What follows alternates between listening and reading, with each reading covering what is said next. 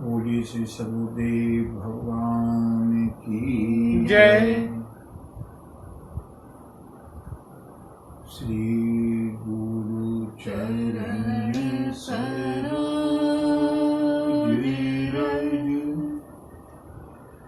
निज मन मुकुर सुहावनु रघुवर विमल यश जो दायक फल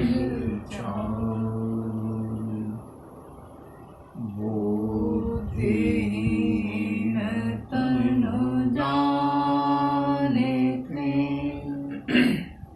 सुमिरो पवन कुमार बल बुद्धि विद्या देहु मोहि हरहु कलेश विकार।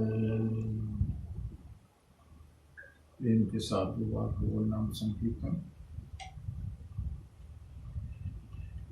इस पश्चात कथानुक्रम में प्रभु इच्छा के अनुसार प्रभु चर्चा करेंगे। 2 बार भगवान नाम संकीर्तन।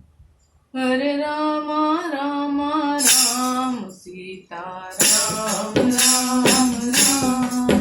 हरे राम राम राम सीता राम राम राम। हरे राम राम राम सीता राम राम राम। हरे राम राम राम सीता राम राम राम। हरे राम राम राम सीता राम राम राम। हरे राम राम राम सीता राम राम राम। हरे राम राम राम सीता राम राम राम। हरे राम राम राम सीता राम राम राम। हरे राम राम राम सीता राम राम राम। हरे राम राम राम सीता राम राम राम।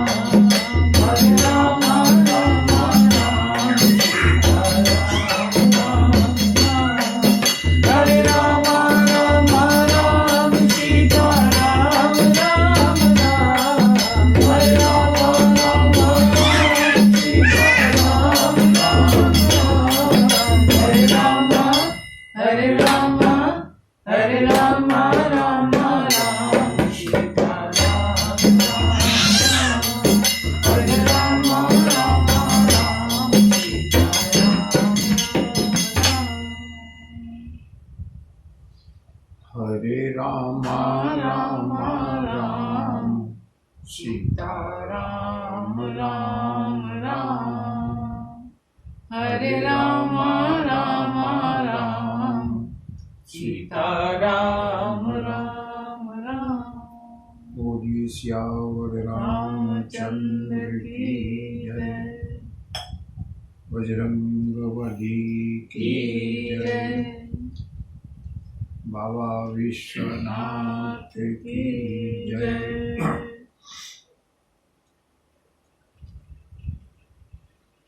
मंगल भवन अमंगल हारी। मंगल भवन अमंगल हारी।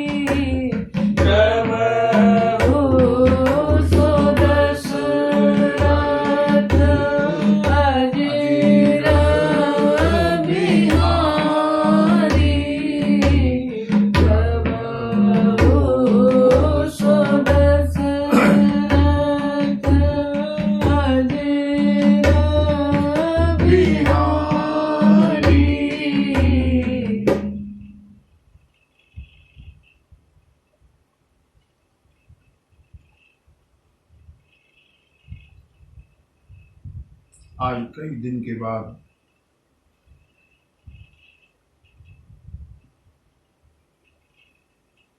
मोबाइल में कमेंट बॉक्स देखने का समय मिला। उसमें कुछ जिज्ञासाएं हैं, छोटी जिज्ञासाएं हैं, अच्छी जिज्ञासाएं हैं, भावपूर्ण जिज्ञासाएं हैं, और मुझको ये मालूम है कि वो कोई शंका नहीं है, वो कोई जिज्ञासा भी नहीं है, केवल सत्संग करने का एक बहाना मात्र है। जल्दी में पहले उन जिज्ञासाओं का निराकरण या समाधान करते हैं। एक दो जिज्ञासा को लेते हैं। आज मैंने बहुत दिन के बाद देखा,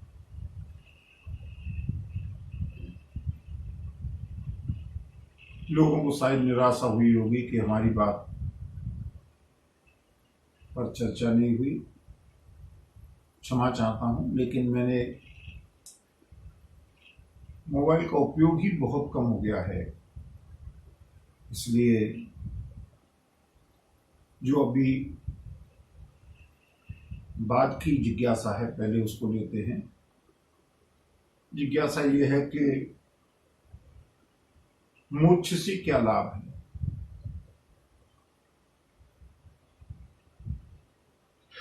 परमात्मा का साक्षात्कार, परमात्मा की प्राप्ति होने से भी क्या लाभ है।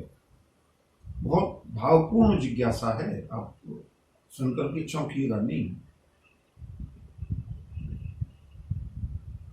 जिज्ञासा में कहा गया है कि जितना आनंद सत्संग में है, जितना आनंद कथा में है, जहां प्रभु के प्रति एकात्मता हो जाती है, रोमांच हो जाता है,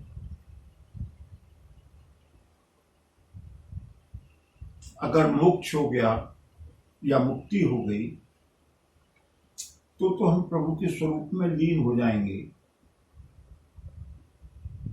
फिर हमको ये लाभ कैसे मिलेगा। और प्रभु से भी अगर साक्षात्कार होगा तो कितनी देर का होगा। प्रभु के पास रह करके भी वो आनंद नहीं मिलेगा जो आनंद सत्संग और कथा में मिल रहा है। मैं पहले तो जिज्ञासु की भावना को प्रणाम करता हूं। बहुत सुंदर भाव है, लेकिन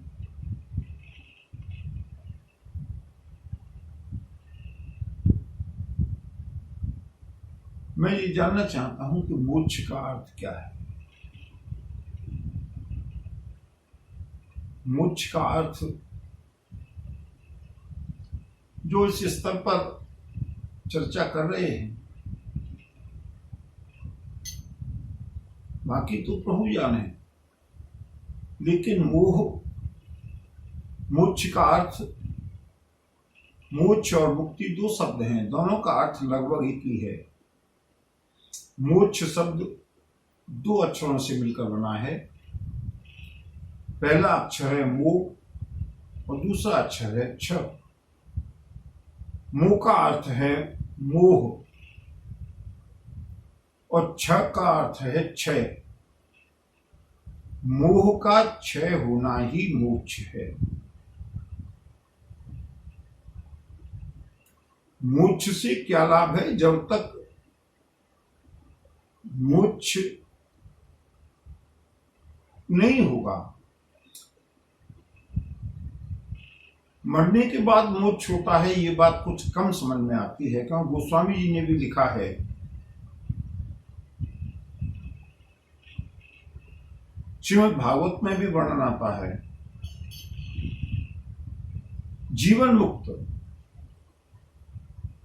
जीवन मुक्त धन्य ते प्राणी।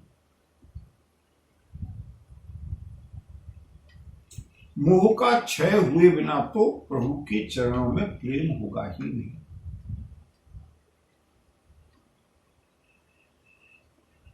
कभी कभी ऐसा लगता है कि कुछ समय के लिए तो मोह कम हुआ, लेकिन पूरी तरह समाप्त नहीं हुआ। इसलिए मोक्ष बंधुओं एक बात बता दूं,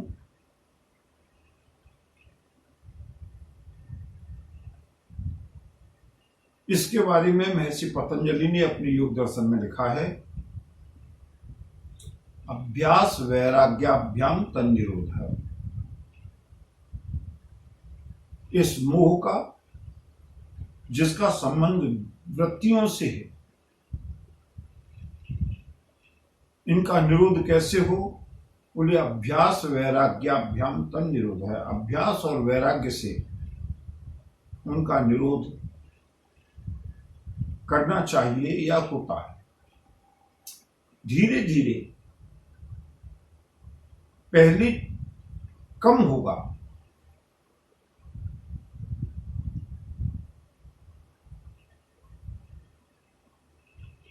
अचानक पूरी तरह मोह नष्ट हो जाए ये संभव नहीं है।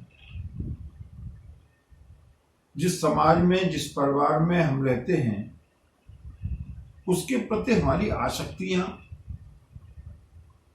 अनेक तंतु हैं जो बंधे हुए हैं, जिनसे हम बंधे हुए हैं। और बंधुओं, यही अर्थ मुक्त का है। मुक्त का मतलब है द्वंद्वों से मुक्त होना, चिंताओं से मुक्त होना, तनाव से मुक्त होना। द्वंद्वों से मुक्त होने का अर्थ ही मोक्ष हो जाता है। द्वंद्व का मतलब सुख और दुख। मैंने कल योग की परिभाषा बताई थी ना, सुख और दुख में समान रहना, द्वंद्व से ऊपर उठना है। उसी तरह से शीत और उष्ण में समान रहना, ये मुक्त होना है। उसी तरह से जीवन और मृत्यु दोनों में समान भाव से देखना, ये मुक्ति है। और जो प्राणी मुक्त होते हैं वो जीते जी ही मुक्त होते हैं। मरने के बाद कौन मुक्त हुआ, किसका मोक्ष हुआ, ये सोचना मुझे उतना प्रामाणिक नहीं लगता। संसार में रहते हुए, सबके साथ व्यवहार करते हुए, अपना पुरुषार्थ और कर्तव्य करते हुए भी हम कितने आसक्त हैं और कितने मुक्त हैं। अगर हम शोक से मुक्त हैं, चिंताओं से मुक्त हैं, द्वंद्वों से मुक्त हैं, तो निश्चित रूप से मरने के बाद भी हम मुक्त हैं। क्योंकि जन्म होता ही इन्हीं वासनाओं के कारण है।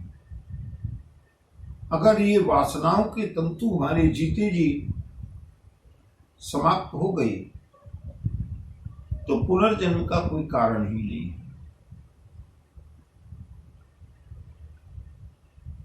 इसी तरह से मोक्ष धीरे धीरे धीरे धीरे रस रस सुख सरित सर पानी, ममता त्याग करहि जिमि ज्ञानी। जैसे बरसात में सरोवर में भरा हुआ जल धीरे धीरे करके और ग्रीष्म काल तक बिल्कुल सूख जाता है। ये मालूम नहीं पड़ता कि किस दिन ये जल सूखा है। वो एक सतत प्रक्रिया है, धीरे धीरे सूखता रहता है। उसी तरह से ये जो हमारा मोह है, जो हमारी आसक्तियां हैं, जो हमारी वासनाएं हैं, जो हमारी कामनाएं हैं, जैसे जैसे हम प्रभु की ओर आकर्षित होंगे, जैसे जैसे प्रभु का चिंतन बढ़ेगा, संसार का चिंतन अपने आप उसी अनुपात में कम होता जाए।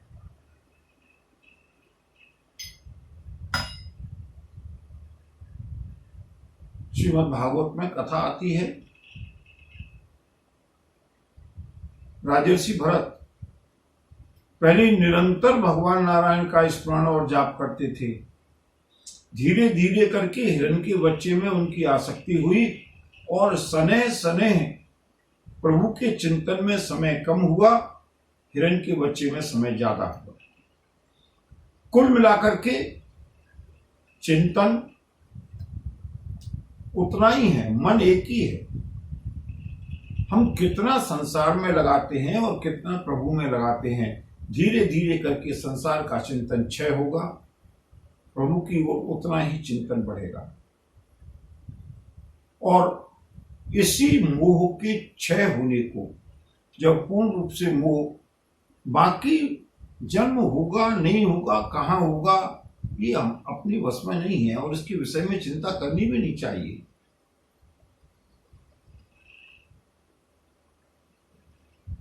ये न पूछो कि मर कर किधर जाएंगे, ये न पूछो कि मर कर किधर जाएंगे, वो जिधर भेज देंगे उधर जाएंगे, वो जिधर भेज देंगे उधर जाएंगे। राम का नाम लेकर जो मर जाएंगे, राम का नाम लेकर जो मर जाएंगे, वो अमर नाम दुनिया में कर जाएंगे, वो अमर नाम दुनिया में कर जाएंगे। मरने के बाद क्या होगा इसकी चिंता करने की आवश्यकता नहीं है। मंगू मोक्ष हमारे जीते जी हो जाए, आसक्तियां हमारी संसार से कम हो जाएं, प्रभु की ओर ये आसक्ति बढ़ जाए, इसी का नाम मोक्ष है, इसी का नाम मुक्ति है। और बंधुओं, रही परमात्मा से साक्षात्कार की बात कि प्रभु के पास में कितना आनंद आता होगा, बंधुओं ये सब अनुभूति का विषय है। जितना आनंद हमको अभी मिल रहा है, कब कहाँ कितना आनंद मिलता है, ये सब हमारी अनुभूति के विषय हैं। हमको बहुत अच्छी बात है, साधु बात है कि हमको सत्संग में रति है, कथा में रति है, और यही बजरंगबली ने भी मांगा है, मुझको आपकी कथा मिलती रहे। यही वृत्रासुर ने श्रीमद् भागवत में मांगा है, प्रभु अंतिम समय मुझे आपके भक्तों का, संतों का संग मिलता रहे। सत्संग में रुचि होना सौभाग्य की बात है, कथा में रति होना प्रभु की कृपा की कसौटी है। और रही मोक्ष और मुक्ति, मोक्ष और मुक्ति सब यही पृथ्वी पर हैं। और बंधुओं, मोक्ष यहाँ हो जाएगा, आनंद हमारा बढ़ जाएगा, और शरीर के छूटने के बाद क्या होगा ये प्रश्न है। एक जिज्ञासा ये थी। दूसरी जिज्ञासा थी कि महाराज दशरथ ने श्री राम को अपना पुत्र माना, और ये तो एक संयोग था कि वो उनके पुत्र भगवान थे, अन्यथा पुत्र में आसक्ति तो सबकी होती है। महाराज दशरथ ने भगवान मान करके तो भजन नहीं किया था, उन्होंने तो पुत्र मान करके ही भजन किया था। फिर उनकी मुक्ति कैसे हुई? अगर हम रामचरितमानस को देखें, महाराज दशरथ की आसक्ति श्री राम में रही है, इसलिए जिसे मरने के पश्चात भगवान ने कहा है ना श्रीमद् भगवद गीता में कि जहां पर अंतिम वृत्ति जाती है वहीं पर मनुष्य का जन्म होता है। महाराज दशरथ की अंतिम वृत्ति श्री राम में गई है, इसलिए उनको श्री राम में ही मिलना है, ये सुनिश्चित है। लेकिन क्योंकि पुत्र माना था, इसलिए तत्काल मुक्ति नहीं हुई, मोक्ष नहीं हुआ। गोस्वामी जी ने लिखा, भगवान शंकर कहते हैं, देवी ताते उमा मोक्ष नहीं पायो। क्यों? क्योंकि दशरथ भेद भगत उरलायो। महाराज दशरथ के मन में श्री राम को पुत्र मान करके प्रेम किया था। और बंधुओं, ये महाराज दशरथ का सौभाग्य है। ये तो मैं प्रायः कहता हूं कि भगवान को भगवान मान करके आसक्ति होगी ही नहीं। प्रभु को अपना चाहे पुत्र मान लें, चाहे भाई मान लें, चाहे पिता मान लें, चाहे सखा मान लें, चाहे शत्रु मान लें, चाहे मित्र मान लें, एक न एक संबंध तो जोड़ना पड़ेगा। और रही बात संयोग की, बंधु, चाहे हम अंगारे पर पैर जानबूझ करके रखें या अनजाने में रखें, उसका प्रभाव तो होगा। महाराज दशरथ ने पुत्र समझ करके ही प्रेम किया, लेकिन प्रेम किससे किया? उस अंगारे का प्रभाव तो होना ही था। पुत्र के रूप में भक्ति तो महाराज दशरथ ने वरदान के रूप में मांगी है। सुत विषय कर्तव पद रति हो, मोहि बड़ मूढ़ कहै किनको, मोहि बड़ मूढ़ कहै किनको।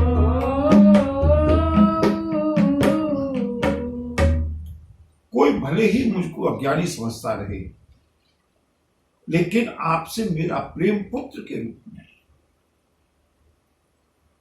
ये मनु महाराज के रूप में जब मनु और शत्रुपा ने तपस्या की है, उसी समय वरदान मांगा है। और बंधु, उनकी तब से ये आकांक्षा रही है, कामना रही है, भाव रहा है कि हमारा और तुम्हारा संबंध पिता और पुत्र का संबंध। और बंधुओं, वास्तव में प्रभु का हमारे साथ संबंध तो पिता और पुत्र का है ही है। हम भगवान के अंश हैं, प्रभु हमारे पिता हैं, इसीलिए उनको परम पिता कहा जाता है। अगर हम उनको पिता मान करके करें, चाहे पुत्र मान करके करें, चाहे भाई मान करके करें, चाहे सखा मान करके करें, जिस रूप में भी हम उनको प्रेम करेंगे, मैं ये भी नहीं कहता हूं कि प्रेम करेंगे, जिस रूप में भी हम उनका चिंतन करेंगे, चिंतन का परिणाम निश्चित रूप से हमारी मुक्ति होगी। क्योंकि अंतिम चिंतन जहां भी होगा, अगर हमारा चिंतन, जिस समय रावण का वध हुआ है, उस समय देवराज इंद्र आए हैं श्री राम के पास आभार व्यक्त करने के लिए, प्रभु आपने देवताओं का कार्य पूरा किया, हमारे कारण, देवताओं के कारण आपको बहुत कष्ट हुआ, इसलिए हम कुछ सेवा करना चाहते हैं, हमें कुछ सेवा का अवसर दीजिए। प्रभु श्री राम ने कहा कि इतनी बड़ी समरभूमि में इतने लोगों ने प्राणों को छोड़ा है, आपके पास अमृत है, अमृत की वृष्टि कर दो, जिससे कि इनके प्राण वापस लौट आए। देवराज इंद्र ने प्रभु की आज्ञा का पालन किया। भगवान शंकर कहते हैं, देवी, देवराज इंद्र ने अमृत की वर्षा पूरे सम्रांगण में की, दोनों दलों के ऊपर की। सुधा वृष्टि भई दो दल ऊपर। उसका परिणाम क्या हुआ? बोले, जिए भालू कपि और नहीं रजनीचर। भालू, बंदर भालू तो जिंदा हो गए। प्रभु ने कहा था, इन्होंने मेरी वजह से अपने प्राणों को छोड़ा है। मम हित लागे तजे इन प्राणा। प्रभु ने कहा, सुधा वृष्टि, अमृत की वृष्टि कर दो। महाराज सुग्रीव अपने साथ सैनिकों को लेकर के आए हैं, इनको प्राणदान हो जाए। देवराज इंद्र ने पूरे में अमृत की वर्षा की है, लेकिन उसका परिणाम सुधा वृष्टि भई दो दल ऊपर, जिए भालू कपि नहीं रजनीचर।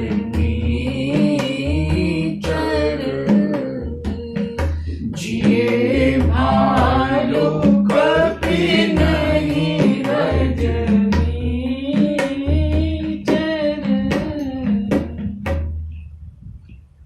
सुग्रीव को भय हुआ, प्रभु रावण का वध तो हो गया, लेकिन अमृत वर्षा होगी तो इतने बानर भालू जीवित होंगे, इतने राक्षस भी जीवित होंगे, कहीं फिर से अधर्म न पनप जाए। प्रभु मुस्कुराने लगे, नहीं सुग्रीव, अमृत की वर्षा होने दो। और अमृत की वर्षा हुई, उसका परिणाम क्या हुआ?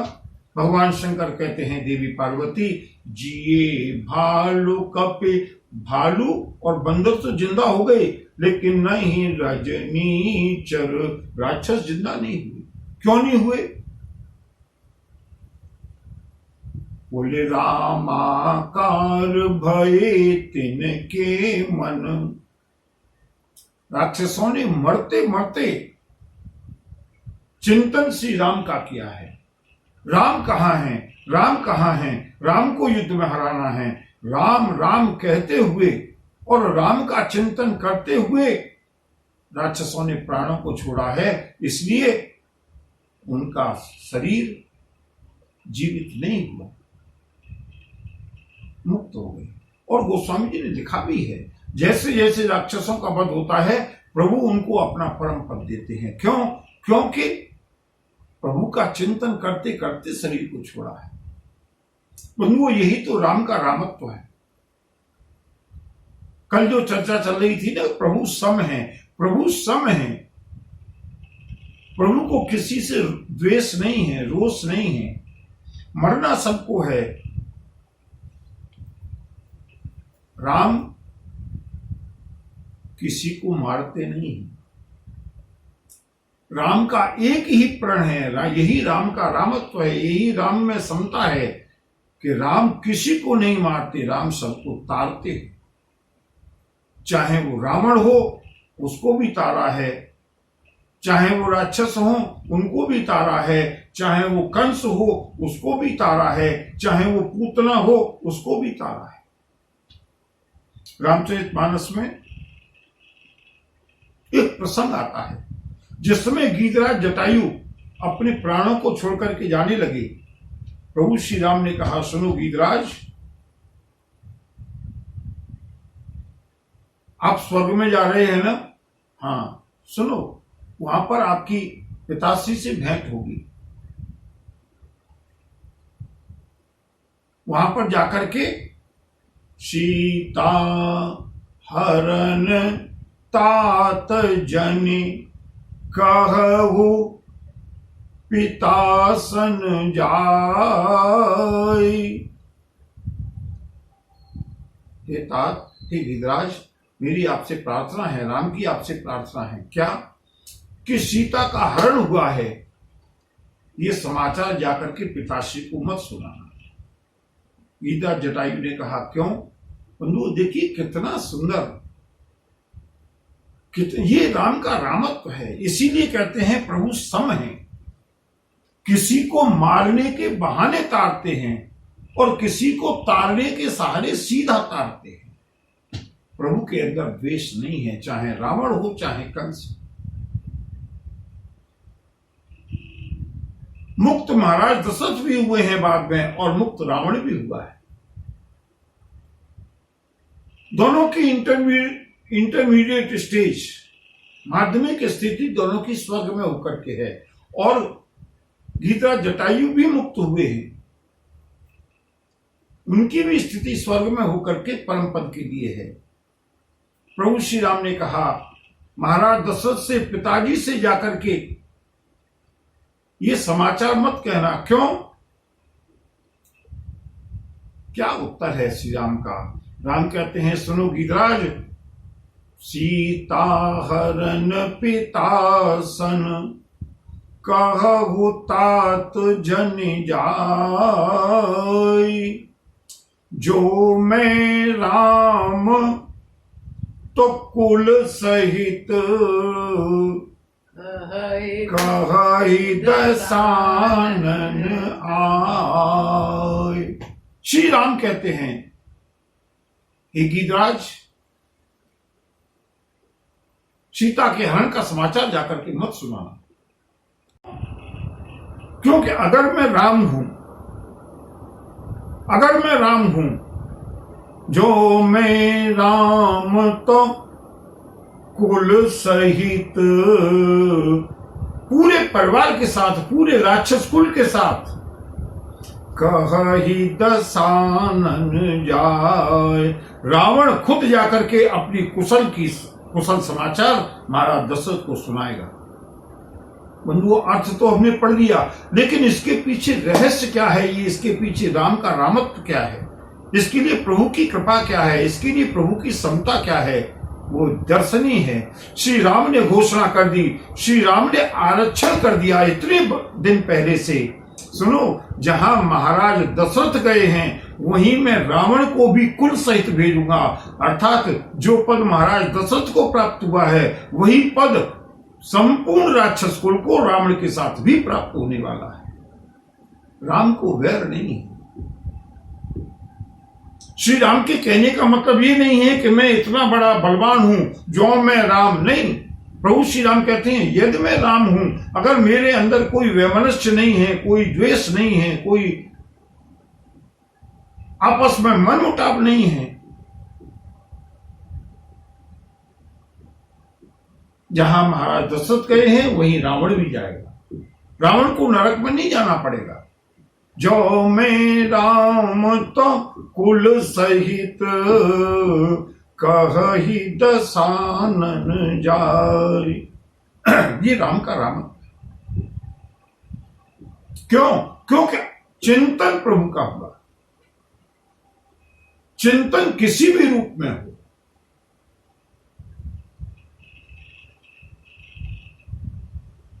राजर्षि परीक्षित को भी संशय हुआ है, प्रश्न पूछा है श्रीमद् भागवत में, जिस समय पूतना का उद्धार हुआ।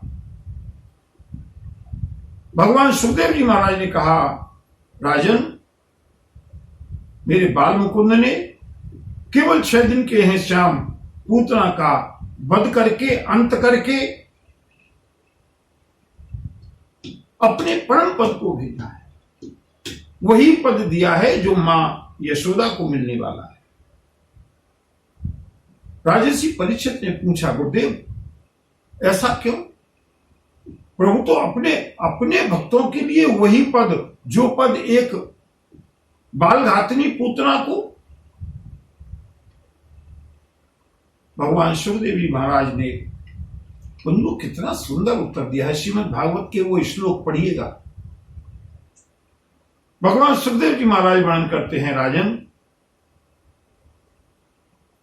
यही तो मेरे श्याम की विशेषता है। जो पद मां यशोदा को है वही पद वही पद पूतना को भी है, राक्षसी पूतना को भी है। क्यों? क्योंकि पूतना ने भी निरंतर श्याम का चिंतन किया है। पूतना ने भी श्याम सुंदर को स्तनपान कराया है। परीक्षित ने पूछा, लेकिन पूतना का लक्ष्य तो कुछ और था।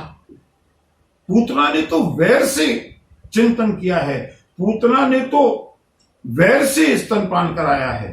भगवान सुखदेव जी महाराज कहते हैं, सुनो, तुलसी अपने राम को रीज भजो या खीज, उल्टो सूधो उगी है, खेत परे को बीज। खेत में बीज पड़ना चाहिए, और वो सीधा पड़ा है या उल्टा पड़ा है। अगर वो जम गया है उगेगा। चिंतन पूतना ने किया है निरंतर, चिंतन कंस ने किया है निरंतर, और जिसने प्रभु का चिंतन किया भगवान सुखदेव जी महाराज ने, लेकिन यहां दोनों में अंतर किया है। सुनो राजन, तुम्हारी शंका निर्मूल नहीं है। फिर कोई मां यशोदा बनने का प्रयास क्यों करेगा? फिर तो सभी राक्षस बनने का प्रयास करेंगे। सुनो राजन, दोनों में अंतर है। अंतिम पद भले ही दोनों को एक सा मिला हो, लेकिन मैया यशोदा ने स्तनपान प्रेम से कराया है, इसलिए पूरे जीवन भगवान श्याम ने मैया यशोदा को प्रेम प्रदान किया है, अंतिम समय पर परम पद प्रदान किया है, और पूतना ने वैर से पिलाया है, इसलिए भगवान श्याम सुंदर ने क्रोध से पूतना का अंत किया है। जीते जी पूतना को वो आनंद नहीं मिला जो आनंद मैया यशोदा को मिला है। भगवान बालमुकुंद को जैसे ही पूतना आई है, श्रीमद् भागवत का बड़ा विचित्र प्रसंग है बंधुओं, उधर जाने का अवकाश नहीं है। भगवान श्याम सुंदर को क्रोध आया है, आंखें लाल हुई हैं। पूतना को प्रभु से प्रेम का जो लाभ मिलना चाहिए था वो नहीं मिला। परम पद अवश्य मिला है, लेकिन जो लाभ मैया यशोदा को मिलना चाहिए था, मैया मोरी कवही बढ़ेगी चोटी, मैया में मोरी मैं नहीं माखन खायो, मैया में तो चंद्र खिलौना। जो लाभ मैया यशोदा को मिला है वो लाभ पूतना को नहीं मिला, क्योंकि मैया यशोदा को तो वो लाभ मिला है जिस पर मैं कल सुनाया था ना, प्रबल प्रेम के पाले पढ़कर प्रभु को नियम बदलते देखा, जिसकी बंक भ्रकुट से केवल सागर सप्त उबलते देखा, उसको ही यशोदा के डर से अश्रुबिंदु जग ढलते। ये लाभ पूतना को नहीं मिला। मैया यशोदा हाथ में लकड़ी लेकर के खड़ी है और श्याम सुंदर दोनों हाथ जोड़ करके खड़े हैं, आंखों का काजल बह बह करके श्याम के कपोलों पर आ रहा है। वो अखिल ब्रह्मांड नायक जिसकी बंक प्रकृति से ब्रह्मांड देवता भी कंपायमान होते हैं, जिसकी बंक प्रकृति से काल भी भयभीत होता है, वही श्याम मैया के सामने खड़ा होकर के थर थर कांप रहा है। मैया एक बार नहीं, कितनी बार भगवान श्याम सुंदर ने हाथ जोड़े हैं मैया के। जब उखल से बांधा है तब श्याम ने हाथ जोड़े हैं, जब श्याम सुंदर ने माखन खाया है मैया ने कहा मुंह खोल करके दिखा, श्याम सुंदर ने हाथ जोड़ करके, मैया मैंने मिट्टी नहीं खाई।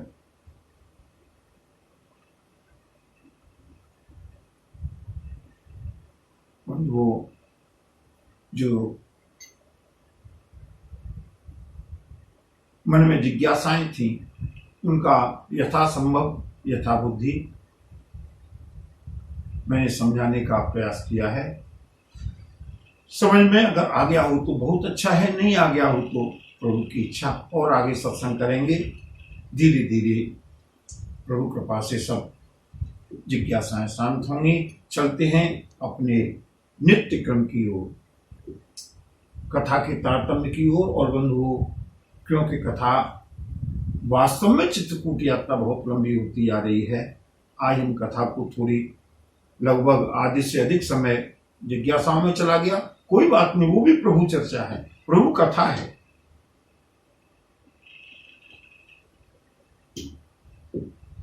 अब हम चलते हैं पुनः उसी ओर कि भरत चले चित्रकूट हो रामा, राम को मनाने। भरत चले चित्रकूट हो रामा, राम को मनाने। यही विधि भरत चले मग जामी, दशा देखी मुनि सिद्ध सिनाई। जब ही राम कहिगे ही उसासा, उमगत प्रेम मन ही चहुआसा। बीच बास करी जमुन ही आए, निरखी नीर लोचन जल छाए। भरत चले चित्रकूट हो रामा, राम को मनाने। भरत चले चित्रकूट हो रामा, राम को मनाने।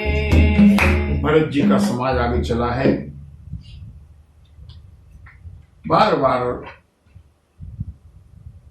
जब भी राम कहकर के भरत श्वास लेते हैं, ऐसा लगता है जैसे चारों ओर प्रेम फैल गया हो।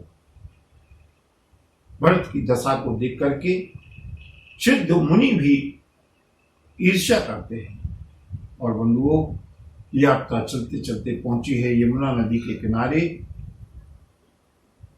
निरखि नीर लोचन जल छाए। जैसे ही मां यमुना का श्याम रंग देखा है, श्याम वर्ण देखा है, भरत के नेत्रों में आंसू आ गए। क्यों? मैंने पहले भी बताया था, भरद्वाज ऋषि के आश्रम पर जिस समय गंगा और यमुना की तरंगों को देखा है,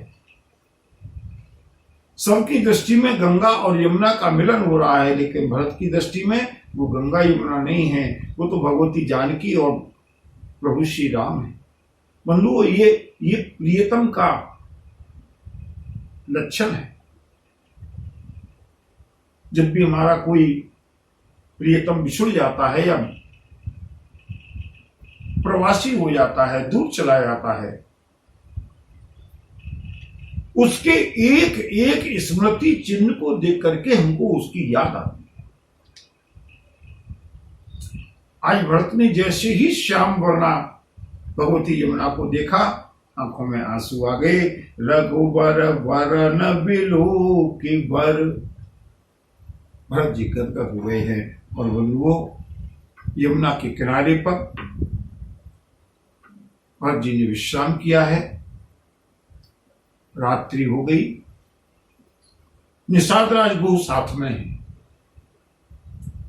मैंने बार बार और केवट प्रसंग में भी इस बात को जोर दे करके कहा था कि जब निषाद राज गुह साथ में है तो पूरी गंगा के घाट पर केवल एक ही नाव क्यों? नावें तो और भी हो सकती हैं। श्रृंगवेरपुर तो पूरा केवटों का गांव था। और बंधुओं, यहां पर यमुना के किनारे पर आए हैं। रात ही घाट घाट की तरनी आई अगर नित जानी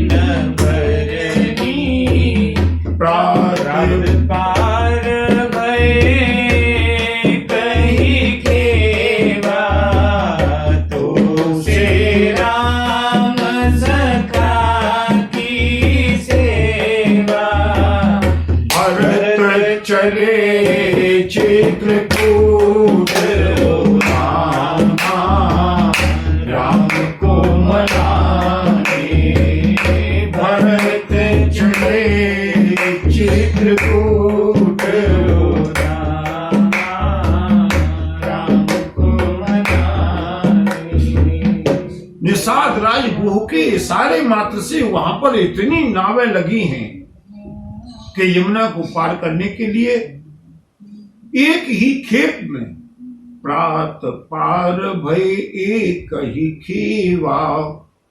निषादा साथ में है ना। पूरे अयोध्या के समाज के लिए इतनी नावें इकट्ठी हो गई, लेकिन जिस समय प्रभु श्री राम को पार होना था वो तो संगमेरपुर तो निषाद राज गुह का अपना नेटिव प्लेस था, स्थान था। लेकिन मांगी नाव न केवट आना, उस दिन कोई नाव ही नहीं थी। बंधुओं, मैं अपने उसी भाव को यहां प्रमाणित करना चाहता हूं। वहां पर निषाद राज गुह से आज्ञा ली है केवट ने, महाराज आज गंगा के घाट पर केवल और केवल मेरी नाव रहनी चाहिए। भरत जी ने अपने समाज के साथ यमुना जी को पार किया है। रास्ते में जैसे जैसे लोगों को समाचार मिलता है, मगवासी नर नारी सुनि धाम काम तज धाय, देख स्वरूप स्नेह सब मुदित जन्म फल पाए। गांव की स्त्रियां आपस में बात करती हैं, सखी ये तो राम और लक्ष्मण पुनः वापस आ गए। बंधुओं, भरत और शत्रुघ्न में राम और लक्ष्मण की इतनी समानता है। भरत का वर्ण, रूप, रंग, शील, स्वभाव, चलना सब कुछ बिल्कुल श्री राम जैसा है, और शत्रुघ्न के अंदर तेज, ओज, वर्ण सब कुछ बिल्कुल लक्ष्मण जैसा है। ग्राम की महिलाएं आपस में वार्ता करती हैं, अभी तो राम और लक्ष्मण कुछ दिन पूर्व वन में गए थे। कहीं सप्रेम एक एक पानी, राम लखन सखी होही की नानी। राम को मनाने भरत चले, चित्रकूट रामा राम को मनाने। सुनो सखी, ये तो बिल्कुल राम और लक्ष्मण हैं। भाई बापू बरन, वही अवस्था है, वही उम्र है। बाया बापू पर वैसा ही रंग है, और शील स्नेह सरिस समचाली, बिल्कुल वैसा ही शील है जैसा सामने श्री राम में था, वैसा ही इनमें भी है। जैसा लक्ष्मण में था वैसा ही छोटे राजकुमार इनमें भी है। अब मालूम कैसे पड़े कि श्री राम और लक्ष्मण इतनी जल्दी वापस कैसे आए? दूसरी सखी ने कहा, नहीं, ये राम लक्ष्मण नहीं है। क्यों? बोले, वे सुन सो सखी सियन संगा, आगे बनी चली चतुरंगा, नहीं प्रसन्न मुख मानस केरा, सखी संदेह होहि बेदा, वे सुन सो सखी सियन संगा, आगे अनी चली चतुरंगा। दूसरी सखी कहती है, दूसरी ग्रामीण महिला कहती है, नहीं बहन, ये राम और लक्ष्मण नहीं है। क्यों? कैसे अंतर करेंगे? दोनों बिल्कुल एक से ही हैं। बोले, नहीं, उनके साथ में सेना नहीं थी, इनके साथ तो चतुरंगिनी सेना है। दूसरा अंतर, उनके साथ में सीता थी, लेकिन इनके साथ सीता नहीं है। उनके मुख पर प्रसन्नता थी, लेकिन इनके चेहरे पर प्रसन्नता नहीं है, विषाद है। इसलिए सखे संदेह होई यही भेदा। भरत जी की यात्रा आगे चलती हुई मगवासियों को, वनवासियों को, ग्रामवासियों को सुख देते हुए भरत जी की यात्रा अवधवासियों के साथ आगे बढ़ी है। जो भी रास्ते में मिलता है, भरत जी का एक ही प्रश्न होता है, करी प्रणाम पूछहि जेहि तेहि, केहि बन लखन राम गए देहि। चाहे कोई स्त्री मिले या पुरुष मिले, जो भी प्रणाम करते हैं, भरत जी केवल एक ही प्रश्न पूछते हैं, भैया आपको मालूम है क्या श्री राम, लक्ष्मण और मां जानकी किधर है? सभी से समाचार मिलता है।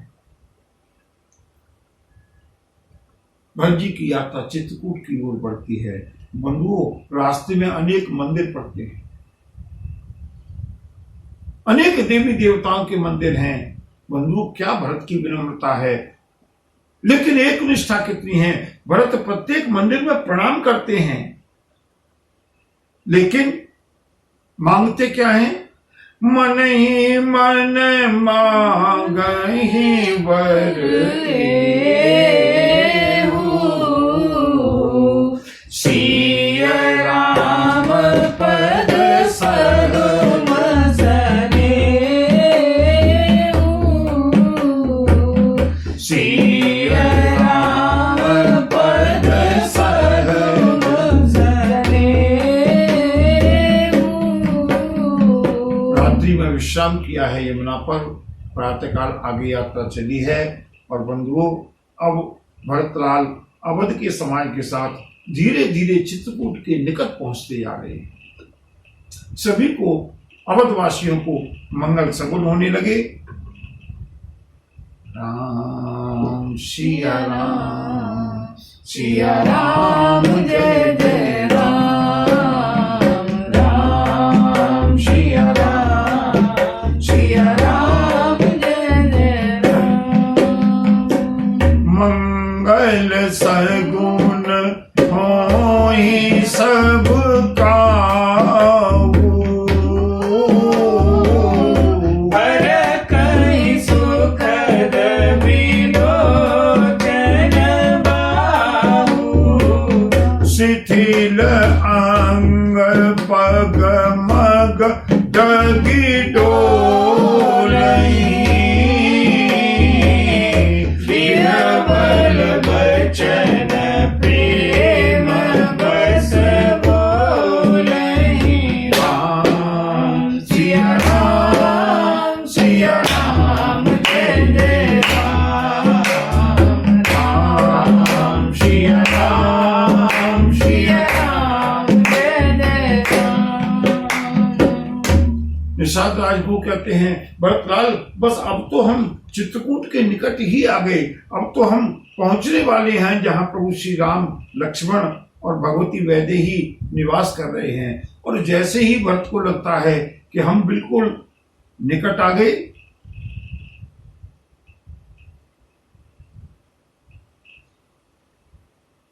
शिथिल अंग पग मग डगी डोलहि, भरत जी के पैर लड़खड़ाने लगे। और बंगो उसी समय राम सखाते ही समय देखा, शैल शिरोमणि सहज सुहावा, शैल शिरोमणि सहज सुहावा। दूर से ही अभी चित्रकूट के अंदर प्रवेश नहीं किया। मैंने कहा ना, चित्रकूट धाम की ये विशेषता है, वह पर्वत, वह चोटी जिसे कामदगिरी के नाम से जानते हैं, जहां मेरे प्रभु ने पर्णकुटी बनाकर के निवास किया था, वो चित्रकूट के चारों ओर से किसी भी ओर से जाएं, परिक्रमा के रूप में हर ओर से उसका दर्शन होता है। दूर से निषादराज गोह ने पर्वतराज का दर्शन कराया है, और जैसे ही कहा, देखो वो पर्वत है, जासु समीप सरित पय तीरा, सीय समेत बसहि दो पीरा। यही वो पर्वत है जहां पर भगवती जानकी के साथ दोनों भाई निवास कर रहे हैं। और जैसे ही बंधुओं भरत ने सुना, राम सिया राम, सिया राम जय जय बोले चित्रकूट धाम की जय, चित्रकूट धाम की जय, कामदगिरी महाराज की जय। राम सिया राम, सिया राम जय जय राम, राम सिया राम, सिया राम जय जय राम। देखे करहीं सब दंड प्रणाम, कही जय जानकी जीवन रामा, राम सिया राम, सिया राम जय जय राम, राम सिया राम, सिया राम जय जय राम। प्रेम मगन अस राज समाजू, जनु फिर अवध चले रघुराजू। राम सिया राम, सिया राम जय जय राम, राम सिया राम सिया राम जय जय राम। केवल कामदगिरी की दर्शन मात्र से, पर्वतराज की दर्शन मात्र से, यहाँ पर इसी पर्वत पर कहीं मेरे प्रभु निवास करते हैं। बंधुओं, अभी आप लोग ये मत समझिए चित्रकूट की सीमा से भी अभी बाहर है भरतलाल, अभी चित्रकूट में प्रवेश करेंगे। केवल दूर से पर्वतराज का दर्शन हुआ है, और वहीं से जैसे ही देखा, भरतलाल दंडवत प्रणाम करने लगे, और भरत को देख करके, देख करहीं सब दंड प्रणामा, जय श्री राम का उद्घोष होने लगा। पर बंधुओं, ऐसा लगा जैसे प्रभु श्री राम सबके साथ मिलकर वापस चलने वाले। सकल स्नेह शिथिल रघुवर के, गए कोस दुई दिन कर डर के। राम सिया राम, सिया राम जय जय राम, राम सिया राम, सिया राम जय जय राम।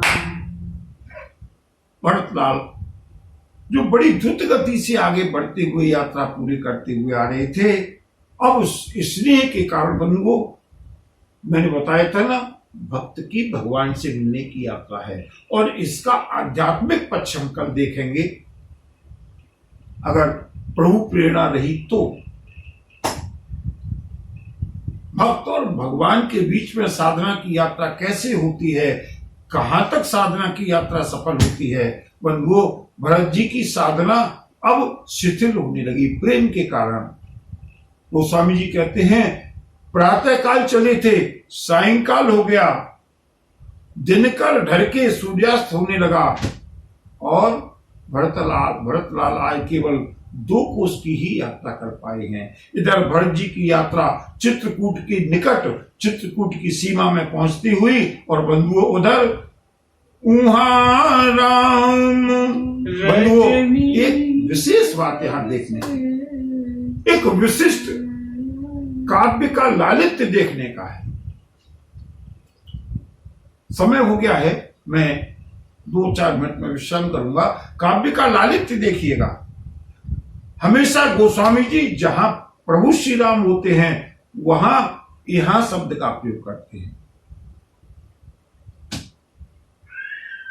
राम रावण के युद्ध में देखिए, यहां राम, वहां, लेकिन आज राम और भरत, जब इन दोनों का पक्ष आया, गोस्वामी जी भरत जी के पक्ष में हैं। और श्री राम बोले, राम अब यहां नहीं, वहां राम रजनी अब शेषा जागे सिय सपन अस देखा सहित समान भरत जनु आए नाथ वियोग ताप तन छाए श्रिया राम, श्रिया राम, जय जय राम, राम श्रिया राम श्रिया राम जय जय राम। प्रभु श्री राम जगे हैं। भगवती जानकी ने एक स्वप्न देखा है। भरतलाल, भैया भरत, मानो प्रभु से मिलने के लिए आ रही है। स्वप्न में आगे और क्या देखा है बंधुओं, और आगे जिस प्रसंग की, जिस घटना की, जिन क्षणों की हम लोग इतने दिनों से प्रतीक्षा कर रहे थे, वो समय अब निश्चित रूप से कल आने वाला है बंधुओं। बहुत मार्मिक प्रसंग, अत्यंत मार्मिक प्रसंग। और मेरा अनुरोध है, जो लोग कभी कभी 1-2 दिन बाद भी कथा सुनते हैं, अगर आज की कथा सुन रहे हो ना, तो कल की कथा अवश्य सुने। बिना विश्राम किए हुए कल का अद्भुत प्रसंग चित्रकूट में श्री राम और भरत की भेंट का हम लोग दर्शन करेंगे। भगवती जानकी ने स्वप्न देखा है, और उस स्वप्न में क्या क्या देखा है, उस स्वप्न का परिणाम श्री राम के ऊपर क्या होने वाला है, और उसके आगे क्या घटना होती है, बंधु इन सब का हम लोग दर्शन कल की कथा में करेंगे।